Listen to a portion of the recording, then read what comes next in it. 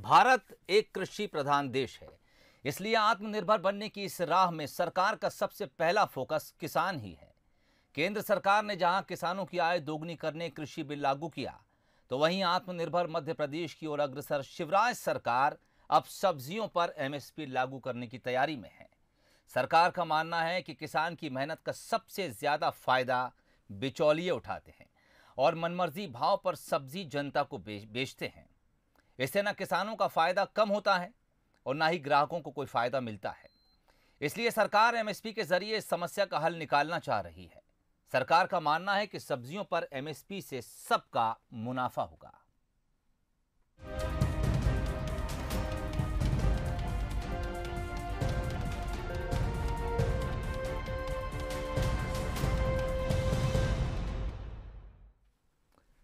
तो केरल में 1 नवंबर से सब्जियों पर एमएसपी लागू हो गई, तो वहीं अब मध्य प्रदेश भी इस राह पर अग्रसर है। सब्जियों पर न्यूनतम समर्थन मूल्य लागू करने के लिए प्रदेश सरकार ने प्रयास तेज कर दिए हैं, लेकिन सबसे बड़ा सवाल आखिर ये उठता है कि इससे किसानों का कितना फायदा होगा। ये सब जानने के लिए हम हमारे मेहमानों से चर्चा करेंगे, लेकिन उससे पहले देखिए ये रिपोर्ट।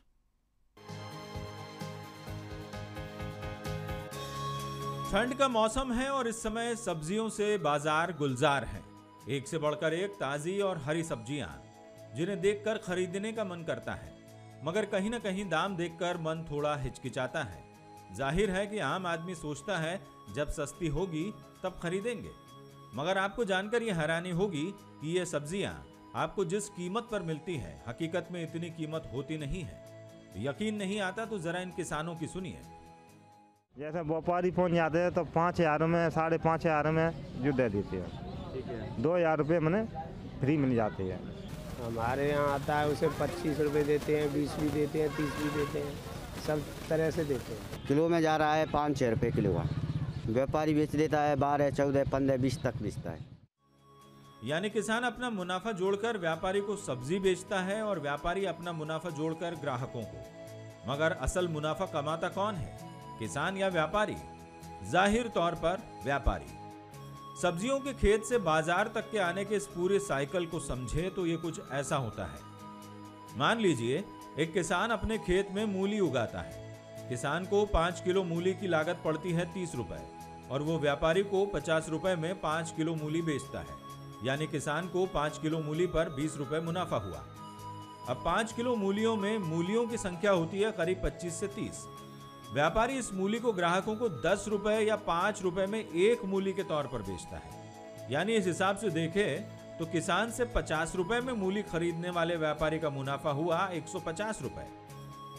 ना तो ग्राहक को फायदा, ना ही किसान को। और यही वजह है कि सब्जियों का समर्थन मूल्य तय करने की सरकार कोशिश कर रही है। थोक विक्रेता और खेरेज विक्रेता में बहुत बड़ा फर्क है। किसान थोक में मंडी में अपनी सब्जी बेच जाते हैं, इसलिए माननीय मुख्यमंत्री जी ने ऐसे विभाग को निर्देश दिए हैं कि किसानों से जो सब्जियों का काम करते हैं, किसानों से उनसे चर्चा की जाए, उनको पूछा जाए कि उनके हित में और क्या सरकार कर सकती है, बेटर से बेटर करने का प्रयास करेगी। अब जब समर्थन मूल्य तय होगा तो व्यापारी को तय मूल्य पर ही किसान से सब्जी खरीदनी होगी और ग्राहकों को वो ज्यादा कीमत पर सब्जी दे भी नहीं पाएगा। ऐसे में किसान और व्यापारी का मुनाफा कहीं ना कहीं बराबर होगा।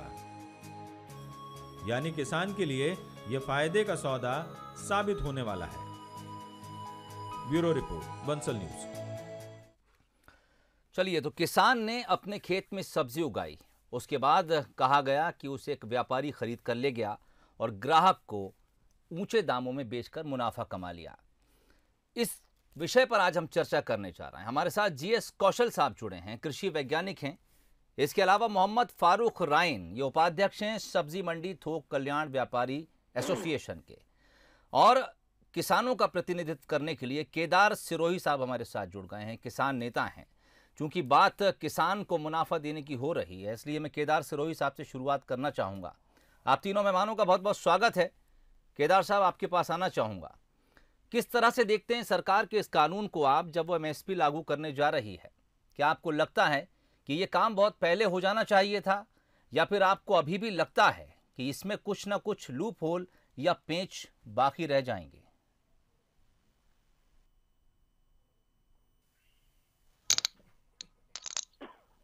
जी देखिए, हर देश का हर किसान चाहता है कि उसको वाजिब मूल्य मिले, उसकी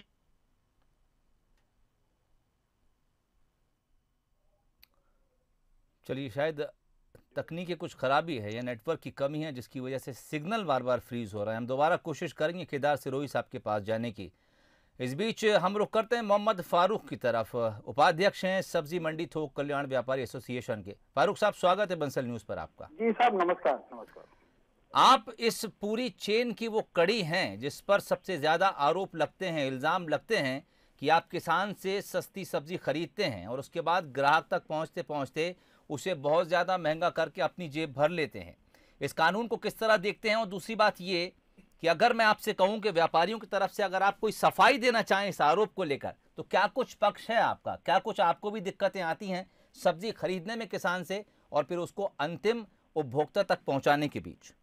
देखिए, सबसे बड़ी बात तो ये है जी कि जो आरोप लगाए जाते हैं वो निर्धार आरोप है व्यापारियों के ऊपर। हम तो किसान और व्यापारी जो मंडी के अंदर हम जो कमीशन लेंगे हैं जी, उस कमीशन किसान हमारे पास में जब सब्जी लाता है जी, अगर वो 100 रुपए की सब्जी हम उसकी बेचते हैं तो 100 रुपए के अंदर हम उसको 100 रुपए वापिस देते हैं किसान को। इंदौर में कमीशन नहीं है, हम कमीशन लेते हैं जो हम व्यापारी हम दूसरे के चर्ची उपभोक्ता को बेचते हैं जी, उसके अंदर जो है हमें 5 रुपए मिलते हैं, हम 100 रुपए किसान को वापिस देते हैं। जी, क्या उसमें जो है किसानों का यहाँ पर जो शोषण आप बता रहे हैं वो शोषण नहीं होता है मंडी के अंदर। किसान का, व्यापारी का जो कमीशन एजेंट है चोली दामन का साथ है, बरसों बरस का साथ है उनका, और उसमें किसी प्रकार की भी किसान के साथ में कोई। अब ये अलग बात है कि अगर कोई उसमें यहाँ से हमसे खरीद के जो मंडी व्यापारी के शहर में बेचते हैं, अगर वो वहां पर वो डबल टिबल भाव लेते हैं तो वो अलग बात है, सरकार को उनके ऊपर निमंत्रण करना चाहिए। हम तो किसान को बराबर उसकी उपज का मूल्य मिले। किसान हमारे जो साथ में है, हमारे बरसों बरस का उनके साथ में है। हम जो है किसान से यहाँ पर इंदौर मंडी के अंदर कमीशन बिल्कुल किसान को से हट गया है, और किसान के हम अगर उससे हमने 1000 रुपए की उपज कोई मूल्य बेची हमने तो उसको 1000 रुपए मिलेंगे उसको, ना तो उसको कोई उसमें से सिर्फ मात्र हमाली कटेगी, बाकी का और कुछ भी नहीं कटेगा। ये इंदौर मंडी के अंदर कमीशन का सबसे बड़ा आपको मैं उदाहरण बताऊं। ठीक, जैसे मध्य प्रदेश के अन्य मंडियों के अंदर कमीशन करता है किसानों के साथ में, वो हम मध्य प्रदेश सरकार से मांग भी कर रहे हैं कि एक सम्मान होना चाहिए। फारूक साहब, तो इंदौर मंडी में देखिए हम किसानों फारूक साहब, मैं चाहूंगा कि आप सिर्फ मंडी तक अपने आप को सीमित रख के बात नहीं करें। मैं किसान के हाथ से जब सब्जी निकलकर मंडी आती है और मंडी के बाद से वो जितने बिचौलियों व्यापारियों के हाथ से गुजरकर और अंतिम सब्जी बेचने वाले से होकर ग्राहक तक जाती है, उन सबको मैं एक जगह रखना चाहूंगा।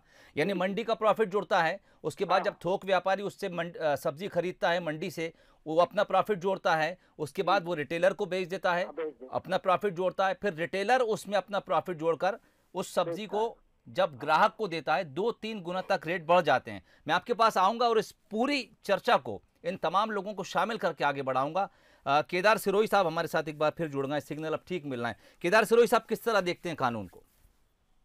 देखिए, पूरा देश का किसान जो है वो अपनी मेहनत का वाजिब दाम चाहता है, और सब्जियों में विशेषकर हम लोगों को बड़ी एक अनसर्टेन रहा है, हम किस्मत के सट्टे पर चलते हैं। कभी हमारा 2 रुपए में टमाटर नहीं खरीदा जाता और कभी 100 रुपए के लिए लाइन लगती है। बिल्कुल, ये हमारे लिए एक बड़ा दुर्भाग्य रहा, और यही हमारे लिए, हमारी पॉलिटिक्स के लिए, हमारी एडमिनिस्ट्रेटिव पावर के लिए एक सबसे बड़ा चैलेंज रहा कि हर साल, ये एक बार नहीं हो रहा है जी, कोई की भी सरकार रही हो, हर तरह की, हमारी हो, दूसरी हो, तीसरी हो, हर सरकार में ये सबसे बड़ा एक चैलेंज रहा है। हर बार ये क्राइसिस आती है, इसको मैनेजमेंट नहीं होता जी। अगर इसमें एमएसपी का बात आता है, एमएसपी पे खरीदी की बात आती है और एमएसपी लागू होती है, तो ये तो स्वागत योग्य निर्णय रहेगा, इसमें कोई दो राय नहीं। ठीक, परंतु इसमें एक बड़ा सवाल जो पेच खड़ा होता है कि पिछली बार, देखिए, 2 चीज को हमको बड़ी बारीकी से किसान लोगों को समझना, हम समझते हैं जी, बताइए। एक तो एमएसपी निर्धारित होना और एक एमएसपी पे खरीदी करना। ठीक, दोनों में बड़ा अंतर है। अब आप देखिए, पिछली बार हरियाणा में 5 रुपए उसका टमाटर का एमएसपी घोषित कर दिया, ठीक, पर खरीदी नहीं हुई।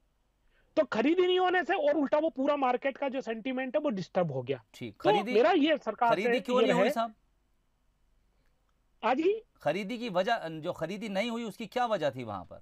देखिए, सरकार के पास इंफ्रास्ट्रक्चर नहीं है जी, कोल्ड स्टोरेज नहीं है, और दूसरी बात, जब प्रोक्यूरमेंट है और उसको स्टॉक करके जब तक आप कंज्यूमर तक उसको डिलीवर नहीं करेंगे। देखिए, आज की तारीख में आप देखिए, देश में सबसे ज्यादा अगर कोई रोजगार खेती की तरफ से अगर इनडायरेक्ट दे रहा है तो वो सब्जी के माध्यम से दे रहा है। ठीक, एक किसान की सब्जी 50 से 60 ट्रेकड़ी वाले बेचते हैं जी, तो आप सोच लीजिए कितने तो उतना डिलीवरी चेन जो है वो सरकार के पास नहीं है।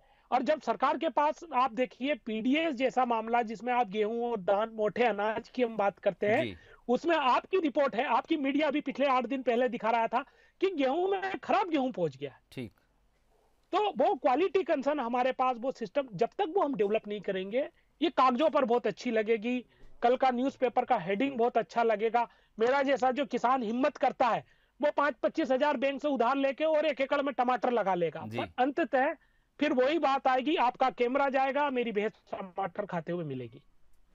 हाँ, ये हमने तस्वीरें कई बार देखी हैं।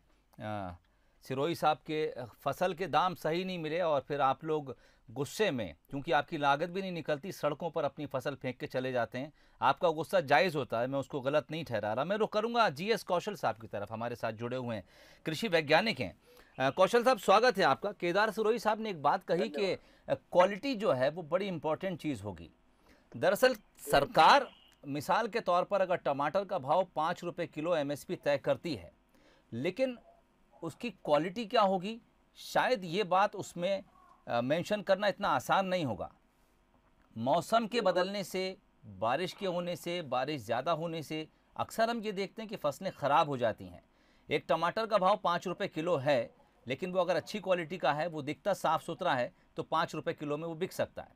लेकिन अगर किसी किसान के टमाटर में कीड़ा लग जाता है, काले दाग धब्बे लग जाते हैं, या फिर किसी वजह से टमाटर का साइज़ छोटा रह जाता है, तो फिर उसको 5 रुपये व्यापारी देने से कतराएगा।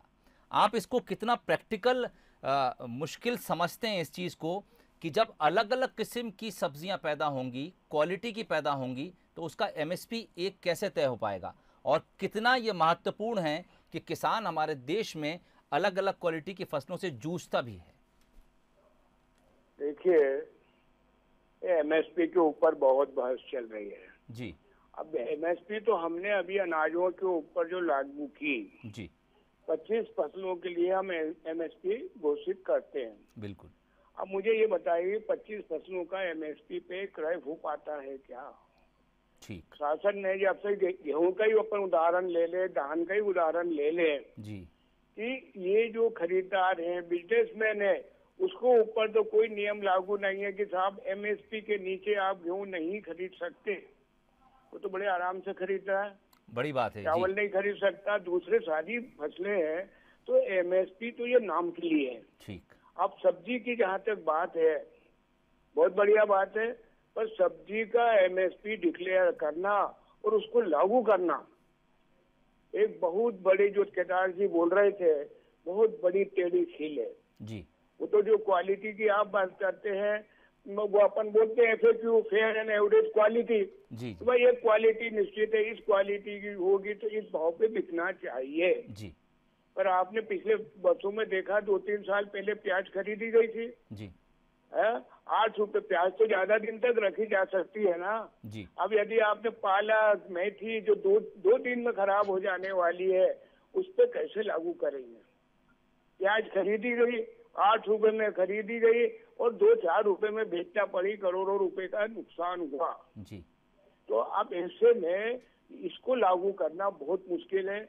और यदि लागू करना चाहते हैं तो पहले तो किसान के साथ आपको एग्रीमेंट करना पड़ेगा कि किसान को एक निश्चित आपको बताना पड़ेगा कि भाई तुम इतने क्षेत्र में ही ये फसल लगा सकते हो जी।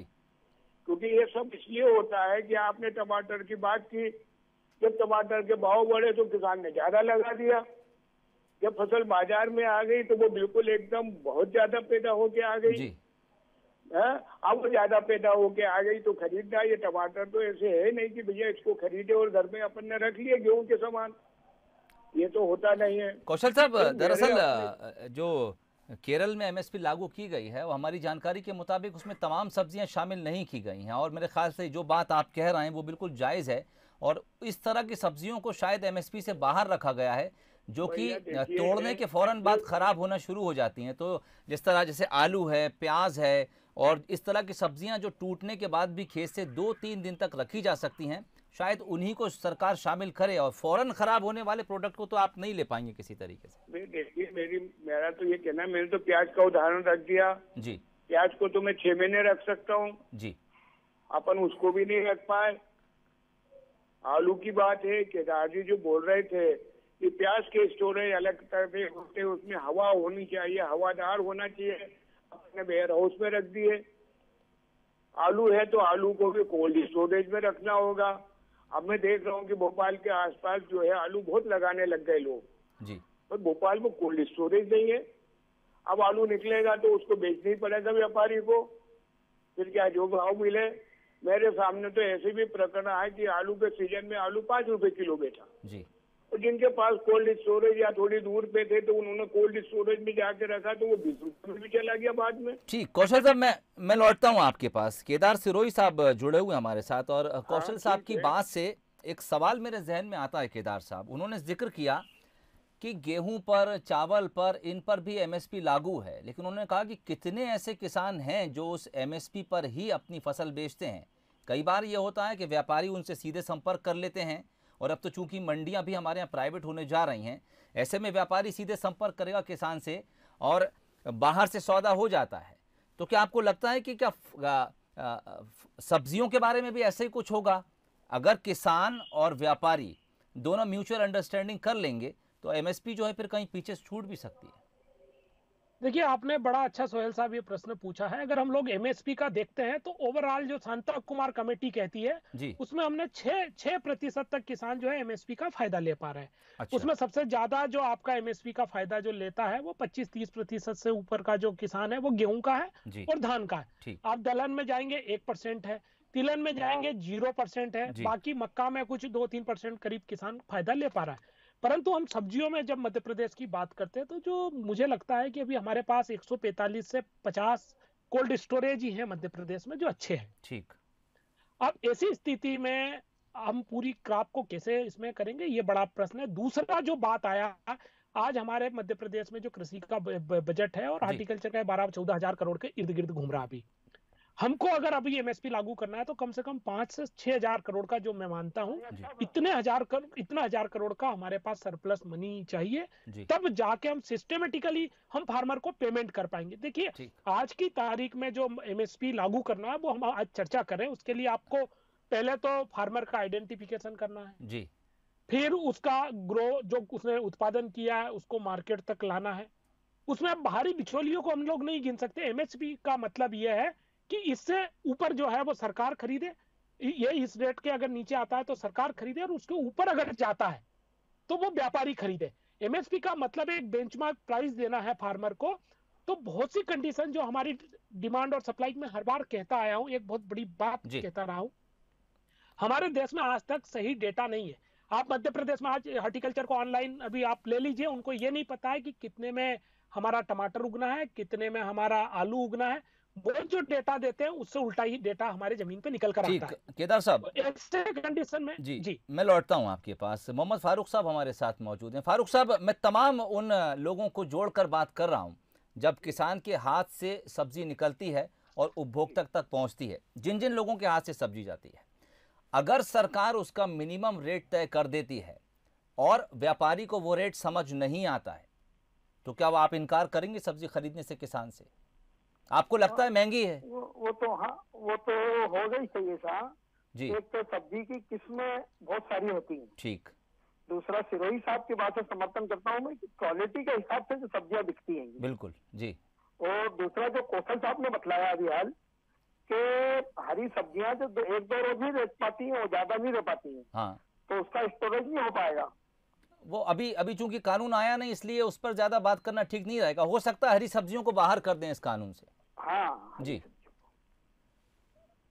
अब क्या लगता है, अगर आपको लगा कि 10 रुपए मिनिमम रेट रख दिया टमाटर का और व्यापारी को नहीं पड़ता रेट, आप मना कर देंगे किसान को कि हम नहीं खरीद पाएंगे? भाई वो तो अगर किसान आवाज के ऊपर देता है जी, क्योंकि आजकल डायरेक्ट किसानों से, खेतों से भी खरीदी हो रही है जी। हाँ। दूसरा, किसान अगर मंडी में लाता है और अगर सरकार ने उसका समर्थन मूल्य 10 रुपए घोषित कर दिया है जी, और हमें खेत से वो 5 रुपए किलो 6 रुपए किलो मिल रहा है, हाँ, तो हम खेत से उसको खरीदना जरूरी समझेंगे। बिल्कुल। यानी केदार सरोज साहब, आपके पास लौटूंगा। एक बड़ी बात फारूक साहब ने कही है। उनका कहना है कि 10 रुपए मिसाल के तौर पे टमाटर का भाव रखा गया है। हमको लगता है कि टमाटर की क्वालिटी वो नहीं है, उस पर काला दाग है, कीड़ा है, जो कुछ भी है, वो किसान को कहना है मना कर देंगे, हम नहीं खरीद पाएंगे। उसके बदले हम उसके खेत तक चले जाएंगे और वहाँ से हमें जो भी रेट मिलेगा 5 रुपये 6 रुपये। क्या किसानों को इस परेशानी से उसके बाद भी जूझना पड़ेगा? यानी MSP आ जाती है, कानून आ जाता है, लेकिन समस्या बरकरार रहेगी फिर भी? देखिए, बिल्कुल बहुत बड़ी और उल्टी समस्याएं खड़ी हो जाएगी। ने जो फारूक साहब ने कहा है वो बिल्कुल वाजिब है। आज ये व्यापार में ऐसा ही होता है। इससे क्या, इसके पहले सरकार को इंफ्रास्ट्रक्चर डेवलपमेंट करने की जरूरत है। जब तक हम इंफ्रास्ट्रक्चर नहीं करेंगे, प्रोक्योरमेंट का जो चैनल है, आप देखिए गेहूं प्रोक्योरमेंट करने में जो हमारी 3500 समितियां हैं, 4000 जो कोऑपरेटिव सेक्टर की जो समितियां हैं 3500, वो लगती है, तब जाके हम 2 या 2.5 महीने में उस कमोडिटी का प्रोक्योरमेंट कर पाते हैं। अगर जो ये डेली वाली जो यूज की चीजें हैं, इनको प्रोक्योरमेंट करना, उसका ट्रांसपोर्टेशन करना और उसको उस कंज्यूमर तक डिलीवर करना एक बहुत बड़ा चैलेंज है। ये सरकार अगर चैलेंज ले रही है तो मैं तो इसका स्वागत करता हूं, पर जहां तक ये देखना होगा कि इसको जमीन पर इंप्लीमेंट कैसे करती, क्योंकि बहुत सी योजनाएं ऐसी हैं जो कहने में, पावर पॉइंट प्रेजेंटेशन में और हमारी स्पीच में, स्पेशल लीडरों की स्पीच में बड़ी अच्छी और सुहानी लगती है, बड़ी खुश करने वाली लगती है, पर जब हम आते हैं जमीन पर तो वही हमारे लिए सबसे घाटे का सौदा बन जाती है। ये मैंने कृषि की योजनाओं में देखा है। इसके लिए सरकार ने सबसे पहले तो फार्मर को मोटिवेट करना पड़ेगा, डायरेक्ट कंज्यूमर की तरफ जाने की तरह। कुछ उत्पाद का बीच में जो ट्रेडर लॉबी है, इसको हम इग्नोर नहीं कर सकते, चोली दामन का साथ है। बिल्कुल, ये हमारी खेती का एक पार्ट है। ये जो कहते हैं कि हमारे दुश्मन है, बिचौली है, हमको लूट रहे, ये उसमें उतनी सत्यता नहीं है। देखिए, किसान का काम प्रोडक्शन का काम है जी। आगे एक ट्रेडिंग का काम आएगा, एक मैन्युफैक्चरिंग का, एक प्रोसेस का काम आएगा, एक सेल का काम आएगा। तमाम लोगों की अपनी अपनी रिस्पॉन्सिबिलिटीज है। वो उन रिस्पॉन्सिबिलिटीज में एक मिनिमम उनका प्रॉफिट मार्जिन तय करना पड़ेगा सरकार को। ट्रेडर को अगर नुकसान होता है तो वहां उसकी भरपाई करनी पड़ेगी। किसान का नुकसान होता है तो ये मैकेनिज्म मुझे लगता है चल सकता है। ठीक। मोहम्मद फारूक साहब जुड़े हुए हैं। फारूक साहब, आपको क्या लगता है, जब व्यापारी को नुकसान लगेगा तो क्या सरकार की तरफ आप भी देखेंगे, नजर उठाएंगे कि हमारी भी कुछ मदद होनी चाहिए? जी बिल्कुल, वो तो होगी सही ना साहब। आज जो है, हाँ, किसान की जितना फायदा हो सकता है हम उतना फायदा चाहते हैं। ठीक। और किसान का अभी भी आगे अगर सरकार भी फायदा करने चाहिए तो उसका भी समर्थन करेंगे। ठीक। हमारे पास जब किसान आता है तो हम उसको अपना, उसकी उचित मूल्य का जो है, जितना मूल्य होता है उसका हम कोशिश करते हैं हमारी जी, कि नहीं किसान का इसमें नुकसान ना हो, लेकिन सब कुछ एक आवक के ऊपर डिपेंड रहता है। अच्छा, फारूक साहब, ऐसा कितनी बार होता है कि किसान अपनी फसल या अपनी सब्जी लेकर मंडी आता है और वो जो रेट लगाता है आप उसे दे देते हैं, और कितनी बार ऐसा होता है कि उस पर मोल भाव होता है और कुछ रेट नीचे आता है? हाँ, मोल भाव, ये तो आवक के ऊपर बताया ना मैंने जी, कि आवक अगर ज्यादा होगी ना। ठीक। आज मटर की मैं आपको एक मिसाल दे रहा हूँ। आज मटर एक सप्ताह पहले 120 रुपए किलो था। हाँ। आज मंडी के अंदर मटर की आवक ज्यादा बढ़ गई तो 33 से 40 रुपए किलो हो गया। तो ये आवकों के ऊपर सब डिपेंड है। ये भी सही कहा आपने। यानी आवक अगर बहुत ज्यादा हो जाएगी तो फिर MSP का कोई मतलब नहीं रह जाता, फिर वो उसकी कीमत गिरना जरूरी है ना उसका। जी। चलिए, बहुत इंपॉर्टेंट चीज़ें आज आप लोगों से चर्चा के दौरान निकल कर आई। चूंकि अब समय कम है, मैं इस चर्चा को ख़त्म कर रहा हूँ। आप तीनों मेहमानों का बहुत बहुत शुक्रिया। GS कौशल साहब, आपका शुक्रिया।